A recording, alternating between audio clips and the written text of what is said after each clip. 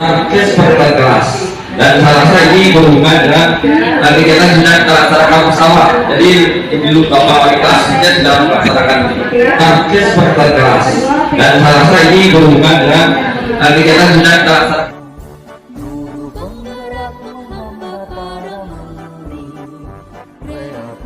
Rancang pembelajaran, hargai potensi, tingkatkan prestasi, lahirkan profil pelajar Pancasila.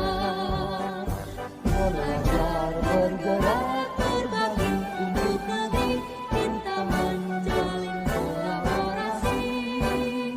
Belajar bergerak. Assalamualaikum warahmatullahi wabarakatuh. Yang terhormat Ibu Kepala Sekolah Ibu Ainun Asmawati STMPD, yang kami hormati Bapak Ibu warahmatullahi wabarakatuh. Pertama-tama saya ucapkan terima kasih kepada kawan-kawan calon guru penggerak CGP Angkatan 6 yang alhamdulillah SMA 1 Boyo Utara diluluskan 3 orang. Bapak Ibu sekalian yang saya hormati, kegiatan hari ini sebagian dari BIMTEK atau pelatihan selama 6 bulan calon guru penggerak. GP ini sudah 2 bulan ya, nanti apa saja yang sudah mereka dapat ini akan diimbaskan pada hari ini. Ini bagian dari modul yang harus diselesaikan. Akhirnya dengan mengucap sama-sama kita mengucap basmalah, Bismillahirrahmanirrahim, kita buka kegiatan pengimbasan calon guru penggerak khususnya tentang budaya positif. Semoga kegiatan kita diikuti oleh Allah Subhanahu wa Ta'ala. Wabillahi taufiq wal hidayah. Wassalamualaikum warahmatullahi wabarakatuh. Kami ucapkan kepada Ibu Kepala Sekolah. Selanjutnya langsung saja pemaparan materi yang akan disampaikan oleh ketiga guru penggerak kita, yaitu tentang budaya positif. Nah di sini karena kita bertiga, kan tidak mungkin kalau kita satu-satu dengan mengulang dengan materi yang sama. Maka kita bagi materi antara Pak Arif, Bu Arif, dan saya sendiri. Dan di sini saya kebagian tentang teori kontrol dan restitusi. Kontrol ini berkaitan dengan tugas kita sebagai guru. Ada murid di kelas ini mempunyai kontrol bagaimana kita mengontrol siswa. Menurut Diane Carson, teori kontrol itu ada 5, yaitu yang pertama teori penghukum, ya, kontrol kita sebagai penghukum. Kemudian yang kedua sebagai pembuat rasa bersalah, dan yang ketiga teman, dan keempat sebagai pemantau, dan yang kelima sebagai manajer. Jadi kita buka satu-satu. Kalau kita sebagai penghukum, misalnya ada anak berbuat kesalahan, maka kita itu biasanya menggunakan nada yang tinggi, mengartik. Dampak yang terjadi pada anak, biasanya anak itu menjadi punya sifat pendendam, tidak suka pada mata pelajaran, dan juga akan lalu mengulang kesalahan. Nah, misalnya, kenapa kamu terlambat? Nah, kita marah-marah, maka dia juga tidak berani mengungkapkan kesalahannya, dan saat itu dia mengaku kesalahan, tapi akan mengulang kembali. Karena membuat rasa bersalah. Kadang kita sebagai guru pun tidak sadar ya terhadap anak kita itu membuat mereka merasa bersalah. Misalnya anak marah dalam belajar, tidur aja, maka kita tegur. Kenapa Ani kamu tidur-tiduran, tidak kasihan kan sama bapak ibu ini? Jadi itu anak itu akhirnya yang tumbuh di dalam hatinya merasa bersalah, ya, merasa bersalah. Dan apa dampaknya? Dampak merasa bersalah ini mereka merasa gagal, identitas gagal ya. Kemudian rendah diri dan kadang menarik dari lingkungan. Itu kemudian yang berikutnya kontrol sebagai teman. Kadang kita pun sebagai guru tidak merasa ya kita menggunakan kontrol sebagai teman. Biasanya di sini jika kita ramah sekali terhadap anak itu belum bersudah dulu. Ya.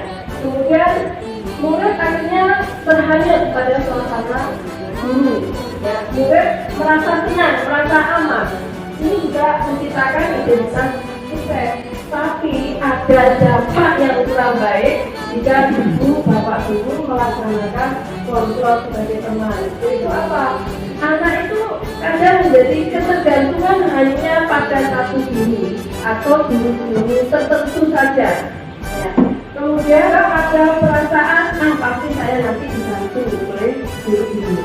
Ada perasaan seperti itu. Yang berikutnya, kita sebagai pemantau. Pemantau, biasanya kita kalau menghadapi siswa sebagai pemantau ini wajah kita datar, ya, tidak emosional. Ini juga baik, ini menunjukkan identitas positif. Tetapi ada lagi sebagai kontrol yang lebih lagi, yaitu sebagai kontrol manager. Dari sini kita ketika menghadapi masalah terhadap siswa, kita akan netral, tidak emosional, dan juga tidak bernada tinggi dalam berbicara terhadap anak. Nah, di sini ini nanti dampak yang terjadi pada anak, maka anak akan mandiri, percaya diri, ya, muncul disiplin positif dan ada rasa tanggung jawab. Menegur kesalahan, tetapi belajar dari kesalahan. Kemudian yang kedua, baiki hubungan. Yang ketiga, tawaran atau maksa. Yang keempat, restitusi, menuntut untuk melihat ke dalam diri. Yang kelima, restitusi, mencari kebutuhan dasar yang mendasari tindakan. Yang keenam, restitusi diri adalah cara yang paling baik. Dan yang ketujuh, restitusi fokus pada karakter bukan pada tindakan. Yang kedelapan, restitusi fokus pada solusi. Dan yang kesembilan, restitusi mengembalikan murid yang berbuat salah pada kelompoknya. Jadi mereka bisa kembali kepada kelompoknya, tidak ada merasa salah atau merasa minder dan lain sebagainya. Dan penerapan segitiga restitusi ini suatu dialog yang dijalankan oleh guru atau orang tua agar menghasilkan murid yang mandiri dan bertanggung jawab. Ini merupakan prinsip manajer. Aspek yang dikembangkan adalah motivasi positif. Jadi membangun motivasi yang ada dari dalam tubuh anak itu, bukan dari luar, bukan pengaruh dari guru-guru atau lingkungannya.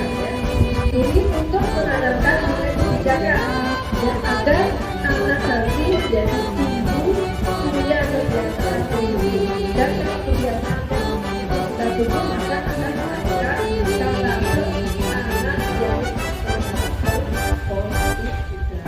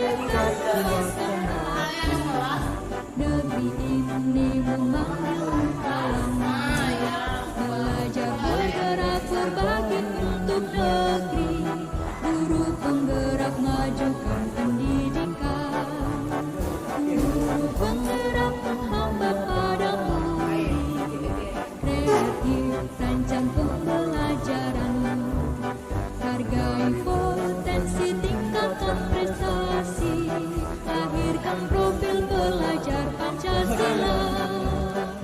Belajar bergerak berbagi untuk negeri, kita menjalin kolaborasi. Belajar bergerak berbagi untuk negeri, demi bakti pada Ibu Pertiwi. 5 atau jam 6.25 yaitu Berbagi untuk negeri, kita menjalin kolaborasi. Belajar bergerak berbagi untuk negeri, demi bakti pada Ibu Pertiwi.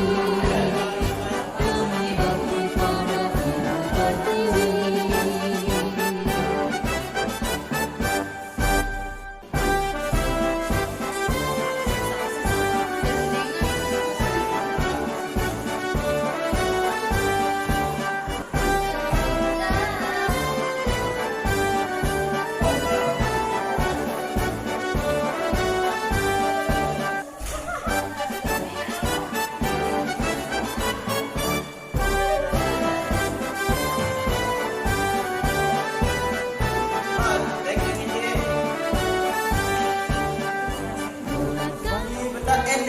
Kuatkan hati, membangun kawan, belajar bergerak berbagi untuk negeri, guru penggerak majukan pendidikan, guru penggerak menghamba pada murid, kreatif rancang pembelajaran, Oke, sudah jadi. potensi tingkatkan